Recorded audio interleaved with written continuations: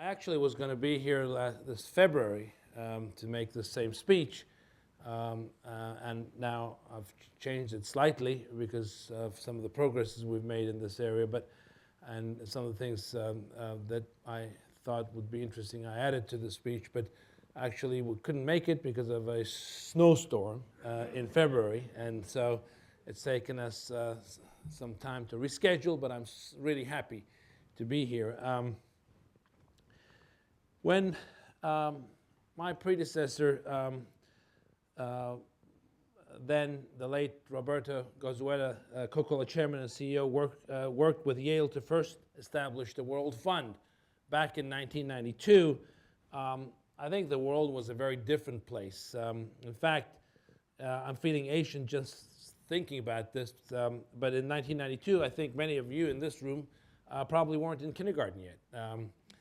But one thing that has not changed since then is the enormous need, in my opinion, enormous need to cultivate greater global awareness, cultivate more cross-cultural programs, stronger relations internationally, and also to cultivate more astute global leaders, political leaders, business leaders, and so forth. And I think no institution in the world has done more to advance this mission, nor is better prepared to lead this charge, I think, in the coming years than Yale University. I should also tell you that I'm also sometimes surrounded by Yalees at Coca-Cola. I've brought a couple along, Clyde Tuggle here, who's global head of public affairs and communication for the Coca-Cola company, as a former alumni. I've got Angela Harrell here, who's not only a Yale alumni, but also a Coca-Cola scholar. We're very proud of that program. Through the years, we've been fortunate to woo a number of Yale graduates to our company. And we thank also Yale University for your contribution, your wonderful contribution to taking and accepting many Coca-Cola scholars and also bringing them into the world as better people who will become, no question, astute global leaders. I also have a personal connection to Yale University. My late father-in-law, Professor Ilhan Lutem, studied law and taught here at Yale before embarking on a long and distinguished career in both international relations as well as human rights, working for many years at the United Nations, leading their charge globally in human rights. And his beautiful daughter, Daphne, my wife, is also here.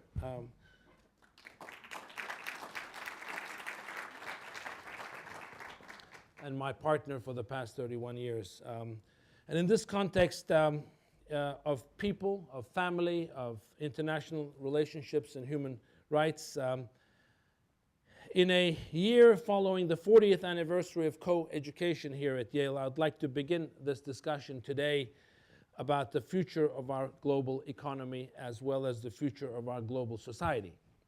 Specifically, I'd like to talk about women. And I'm so happy to see so many here in the audience today. Women playing a transformative role in our global economy, in our global society over the next decade. Not too long, just let's focus on our time horizon. I also want to share some thoughts on the role women will play in helping transform my company, the Coca-Cola company, and the Coca-Cola system globally over the next decade. Just a few days ago, driving to work, stuck in Atlanta traffic, my attention turned to a report about China about a month ago. And I'm chairman of the U.S.-China Business Council, so anytime something pops up about China, obviously not just because of the importance to our business, but also because of that role that I play as the head of the U.S.-China Business Council, I listen very carefully. some economists that were predicting that by the end of the year, 2010 will be the first year, calendar year, when the Chinese economy would eclipse that of Japan and move into a comfortable number 2 position. And certainly that is happening. It's happened. Essentially, nothing will reverse that. And a day doesn't go by without some new breathtaking statistic about China, about India, about Brazil, or some other fast-growing emerging economy in the world. And I think no one has done actually a better job, in my opinion, than talking about, eloquently writing about the economic rise of the rest of the world than Yale's own Fareed Zakaria, who I've come to know pretty well. I've had the good fortune of being with him on a number of occasions, and I'm very impressed by his fascinating insights. And in his wonderful book, The Post-American World, he wrote at length about the nations, those nations that will be driving the 21st century and the 21st century economy, and the implications that all of that is going to have on our nation here in America. And I think there's another way of looking at this as well that goes beyond national comparisons, beyond national economies and what they stand for. In fact, I would say that the real drivers of the post-American world, I believe, won't be China, won't be India, won't be Brazil, won't be any nation. The real drivers are going to be women. I think women leaders, women entrepreneurs, women business, political, academic, cultural leaders, and of course, women innovators. The truth is, women already are one of the fastest growing dynamic economic force in the world today. Women now control over $20 trillion in spending worldwide. $20 trillion spending worldwide. US economy, roughly $13 trillion. There's much more to the story, though. Here in the US alone, women-owned businesses account for nearly $4 trillion in GDP. And again, that would constitute, based on the latest numbers, despite the growth in China, actually equal third or fourth largest economy in the world. And women entrepreneurship doesn't stop at the US borders, of course. It's soaring all around the world. In fact, today, 1 in 11 working age women are involved in entrepreneurship in the world. And the highest percentages actually of women business owners are in markets that you probably would not expect unless you actually drove deep into that subject. Consider this alone. Just nearly 20% of working women in Thailand are entrepreneurs. 20%. In India, it's 14%. Argentina, 12%. Brazil, it's 11%. Mexico and Chile, 10%, and so on. So let's, for the moment, actually forget all the talk about the China century or the BRICS century. The real story is that the 21st century, I believe, is going to be the women's century. As the world desperately, pretty desperately actually, looks for ways to restart, re-engage, reset the global economy, the solution, I think, lies right in front of us. In the words of the World Bank President Robert Zoellick, gender equality, he says, is simply, quote unquote, smart economics. Now, I realize that some of you may be scratching your head and saying, why is this guy coming here and talking to us about women? Well, you know, firstly, I've been managed by women all my life, beginning with my mother, then my wife, then my daughter. And I think, you know, they've done an okay job so far. My daughter, Selin, is in her early stages of her professional career. I'd like to actually see her also flourish, and in a world that is actually more just, more equitable for women than it is today.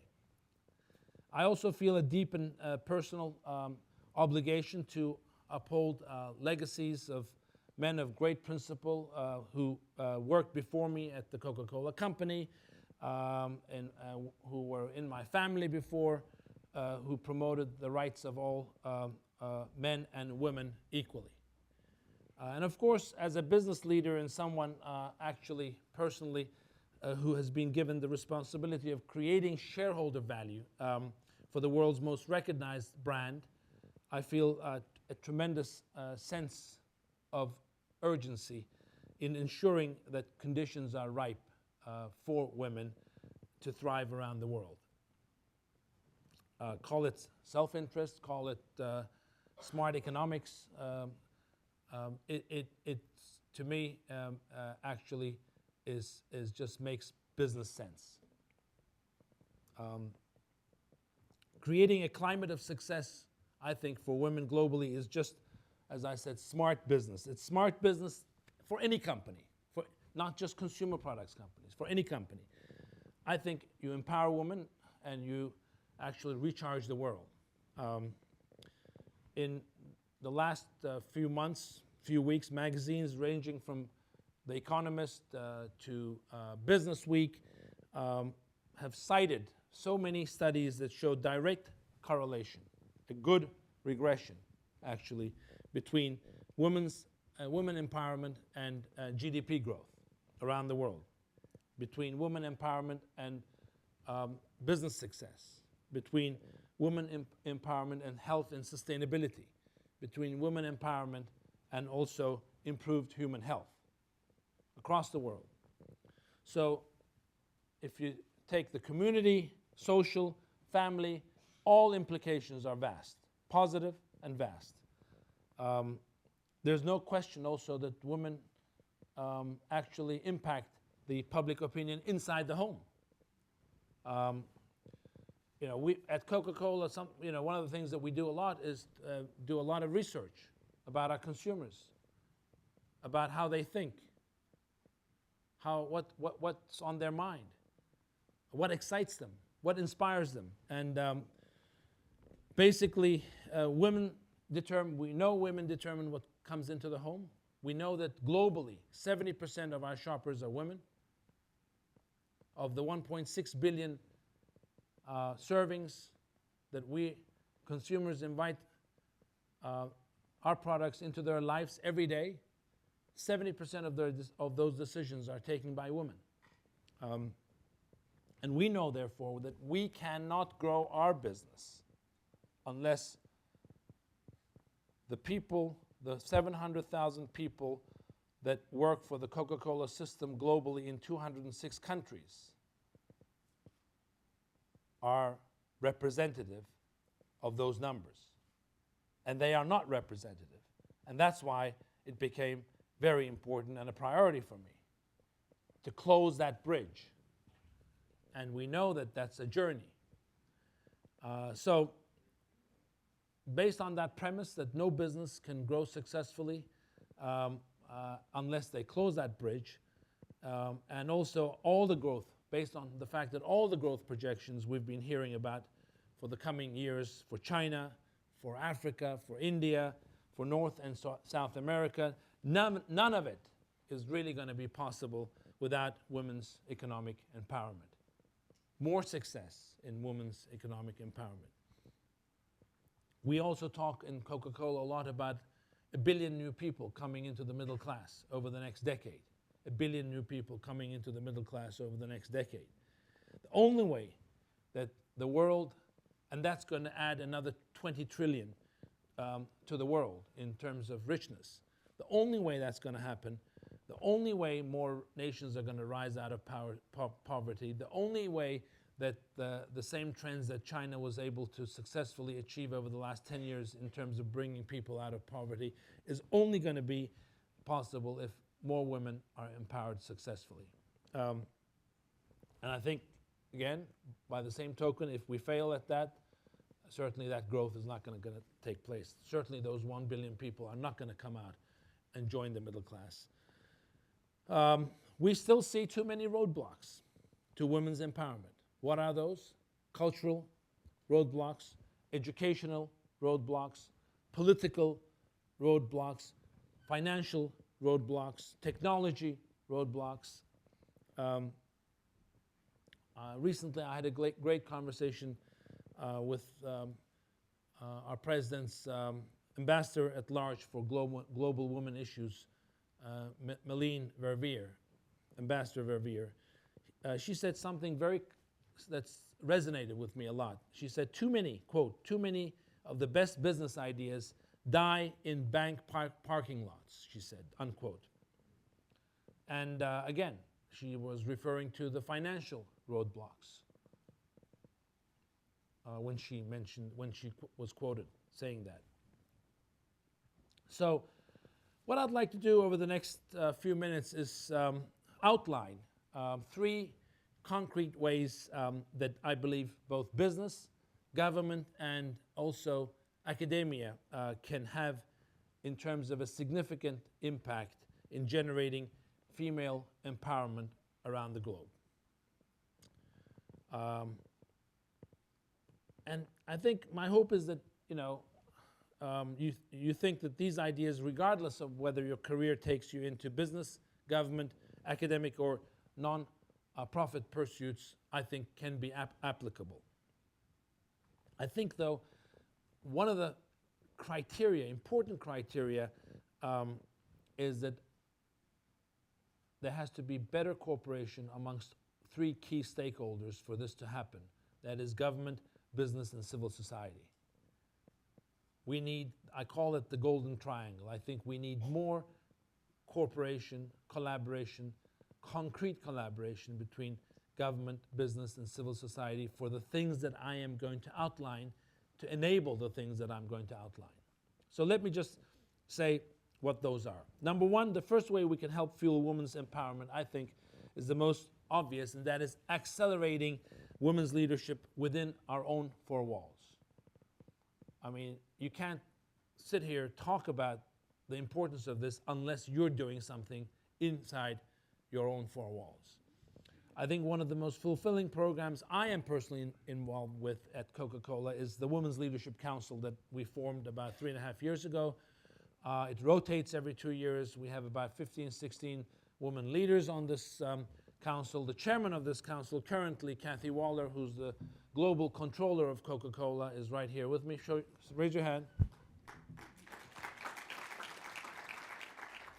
Every number we put out, talk about our business, she's behind that number, and when she's behind that number, I'm comfortable because I don't go to jail.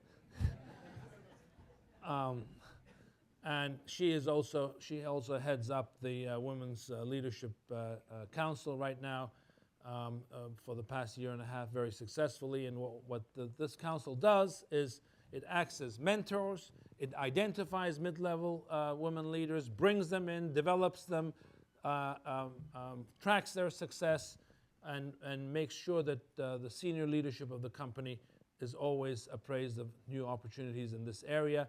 And also, certainly, we keep track of metrics in how we're doing at senior levels, mid-level management, and also recruiting women leaders into the company. So recruit, develop, train, and ensure that we can promote and retain.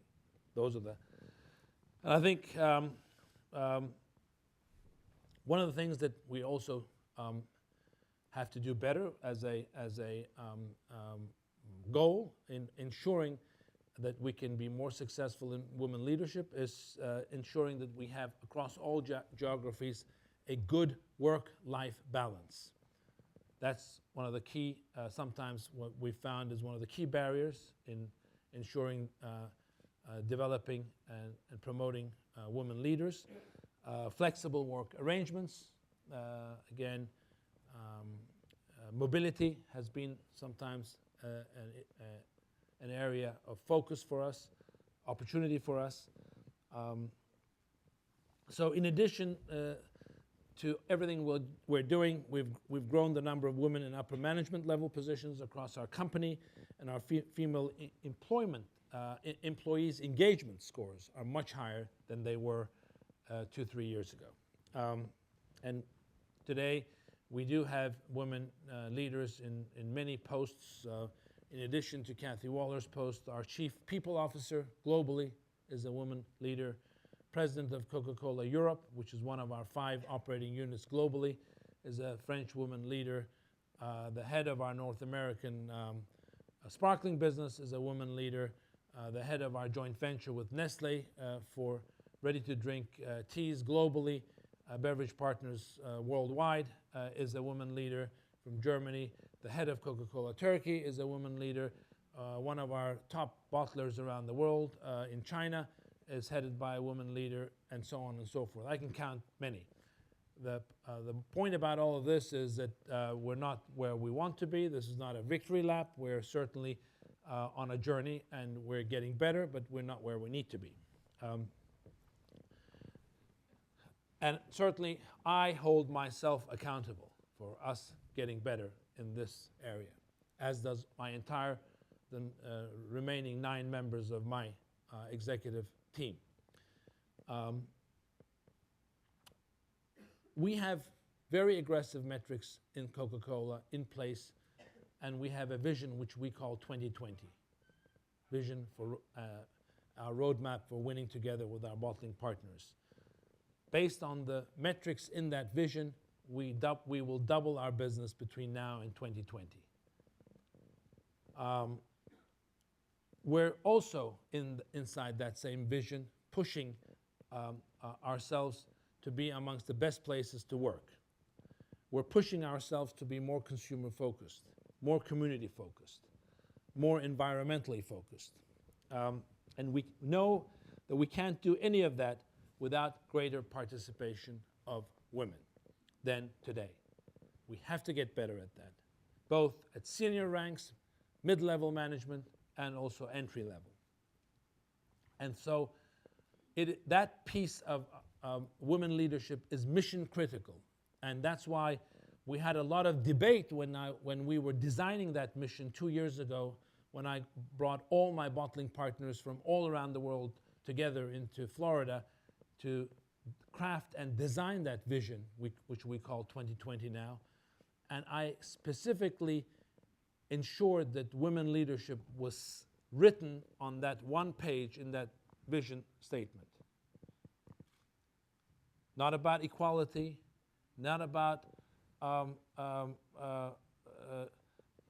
in more broad words, women leadership. And the keen insights women bring to our business, therefore, once again, for us, are profound.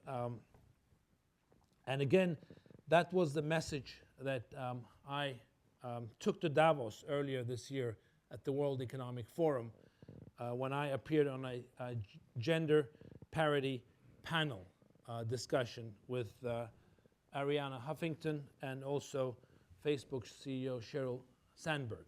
That panel was broadcast then on CNBC.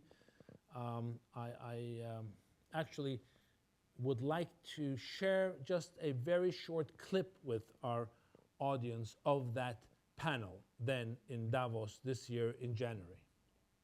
Is that right, Roger? Yeah, I think it's all about understanding of what's going to work for your business in the next 10 to 20 years and really drive value. If you can push through a cultural change that makes your company understand that there's going to be 500 million new women, middle class, coming into the middle class in the next 10 to 15 years in the world. And you need to communicate, understand, better match their expectations, and therefore you need really a much more effective result in terms of women leadership in your organization across the world. And that is sustainability. A quota will never sustain you. I think it's really important. Goals, not quotas. As a woman in the workforce, I'm 40 years old. I hope to be in the workforce a long time. I never want to get a job because they have to have me. I want to get a job because I earn it. And quotas make it, quotas do that. I think goals are different, and I think the really important thing, and once again, excited about what Coca-Cola is doing, is putting communication on the table.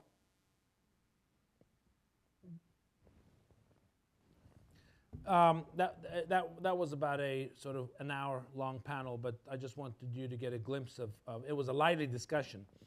And another theme that was actually echoed in that discussion was the importance of bringing more women-owned businesses into our supply chains, into our global supply chains as companies, which is, I think, the second area, important area where, again, that triangle, government, business, civil society, I think can make some pretty impactful change, positive change. Because of the global reach, because of the influence of our operations worldwide, companies like us are powerful agents of constructive change. One of the most exciting, I think, women's entrepreneurial development programs that I have been involved in so far at Coca-Cola is our micro distribution center network in Africa. This program of micro distribution center network allows us to identify and support independent entrepreneurs to set up distribution centers on behalf of our business, but they don't exclusively distribute Coca-Cola products. Micro distribution centers are typically located in Africa in areas where there's a lack of infrastructure, lack of stable roads, and it makes it very difficult for us to get to distribute our products with normal vehicles and normal distribution means. And this independent network of distributors, they start distributing Coca-Cola's beverage products to retailers, often by push carts or bicycles, because no other vehicles can actually negotiate the infrastructure that exists in place. And in fact, the vast majority of our sales today, after about 7-8 years of us investing in this entrepreneurial system and project in Kenya, Tanzania, Uganda, Ethiopia, Mozambique, and some other countries, vast majority of our business is distributed through this network now. We have in total now about 3,500 of these entrepreneurial projects in operation in Africa, employing more than 20,000 people. The most important piece, however, is that 1,000 of these are owned and operated by women. I made a commitment, again, at the CGI, Clinton Global Initiative, that we would at least ensure that at least half of these would be women going forward. And we've been very successful. The metrics we've achieved and surpassed our goals in that area. And it's beautiful to see how successful some of these women entrepreneurs have become all across Africa. Much more successful than actually their male counterparts. And their connection, how the world works, is so fascinating. Through our water sustainability programs in Africa, where we take clean water to certain villages in Africa which don't have clean, hygienic water. And in Africa, remember that lack of clean water kills more people than malaria and HIV combined. So we through water replenishing projects, we call it RAIN, Replenish Africa Initiative, we bring clean water to some villages. Water harvesting projects, we harvest rain, we capture the rain that normally comes but is not captured. We have irrigation projects and so on and so forth.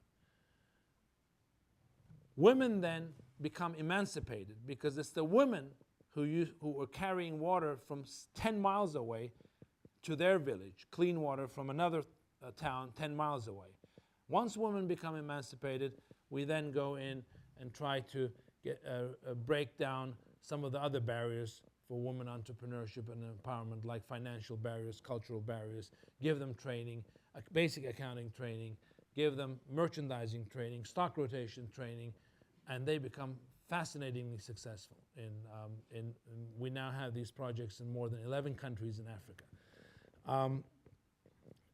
Just one example, one of these entrepreneurs, Rosemary Nigeri, in downtown Nairobi, running one of these micro distribution centers, very loyal to her staff, has grown her business so successful that today she employs 16 people, some of whom have worked with her since she started, way back on day one. And 2 of her salespeople now have built their own homes from the income that they have earned from Rosemary.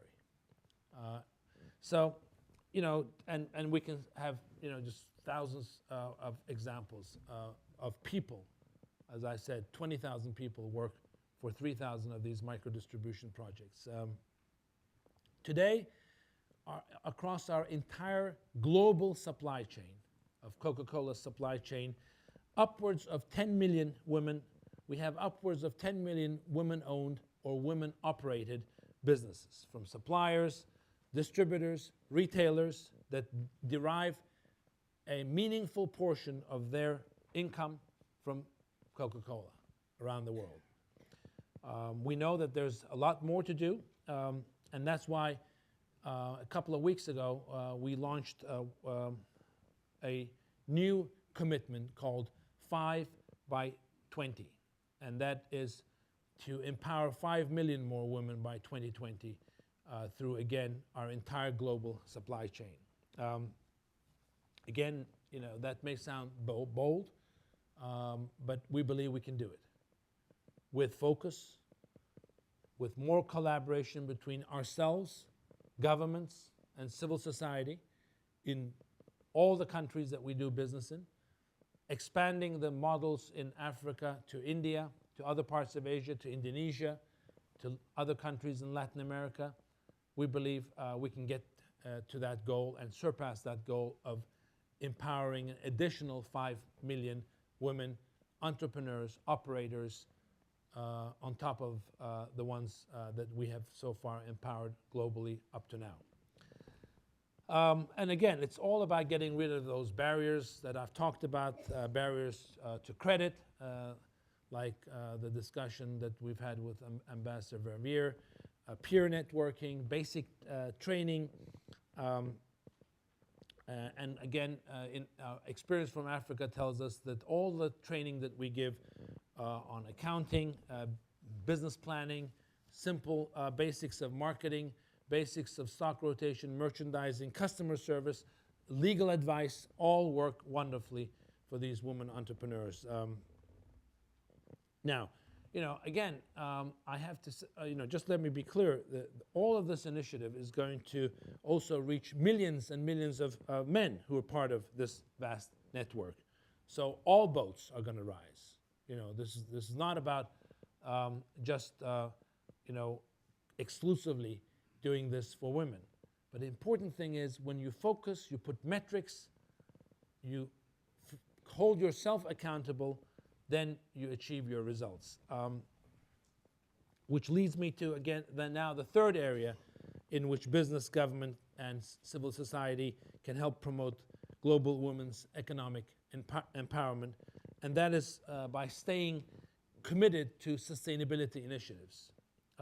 In this economic environment that we have today, there's been a lot of discussion all across our world, the business world, about cutting back on sustainability initiatives because of the situation that business finds itself in today's current economies, especially in the Western world.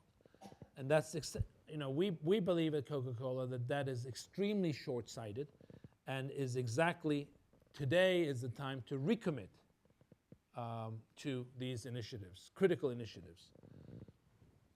Whether it is educational initiatives or environmental programs or human health programs, cultural programs, economic development initiatives, and so forth. Everything is interrelated. And as you may imagine from what I just mentioned on the micro-distribution projects, we are passionate about water. Water is a huge focus of sustainability efforts at Coca-Cola. It is central to our business and to our future.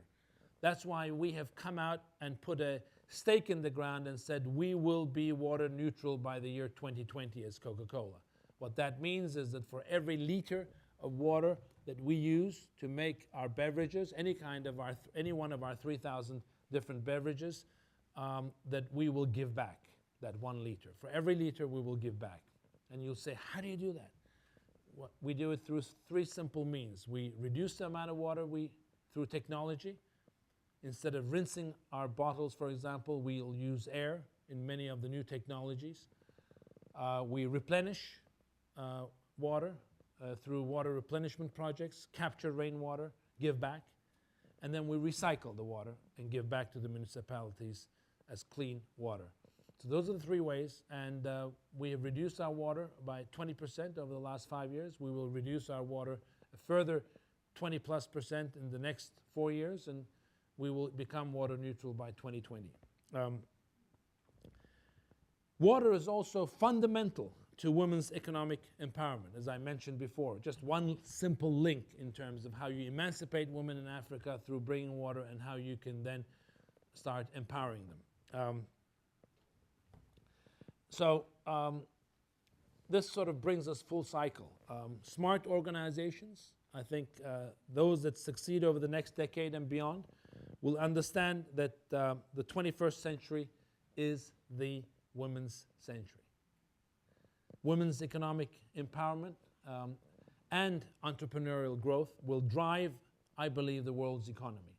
It's not a matter of if, but a matter of to what height, not a matter of if. So for all of us in business, education, government, civil society, the implications, I think, are going to be very vast, very profound. I think everyone's success, I believe, is going to be contingent upon women's success. And we think that way. And unless you think that way, I don't think you can do justice to the opportunity. And again, let me be clear. This is not a battle of the sexes. It is not. Far from it. This is actually a battle for preserving and enhancing the world's economic, environmental, and social fabric. So it's that simple. No one knows this, I think, more, what I just said, than all of you here at Yale, which I think has flourished to an incredible level of height since you have gone co-educational 40 years ago. And I therefore wish you all the best of success in your future role in ensuring that the 21st century will be the women's century. So thank you for giving me this opportunity, all of you, and it's been a great pleasure and honor to be here today. Thank you. Thank you.